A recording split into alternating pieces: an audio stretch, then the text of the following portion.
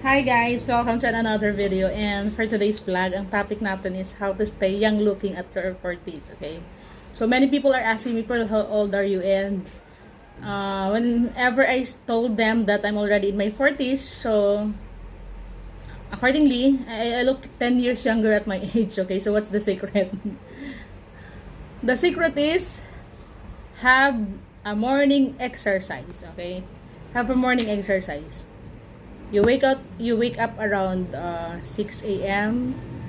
or 5 a.m. and then around 6 you walk at least 30 to 1 hour per day, okay? So it can have a big impact to your aura, 'di ba? And to your skin as well. And for your mental health, it's very important. Maganda na maglakad-lakad talaga. Nakakabata yung guys, try nyo. And then, always keep yourself hydrated, okay? Drink at least 8 to 10 glasses of water every day. Eat fruits and vegetable always.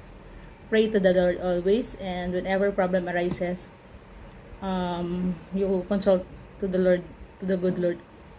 Okay, unahin nyo si Lord. Tanungin. Do not make a decision that you haven't hindi niyo pinag-pray, okay? So, that's all for today. And I hope you would love to leave a like, comment, subscribe, and ring the bell button in order for you to get notified whenever I shared some tips. Okay, bye.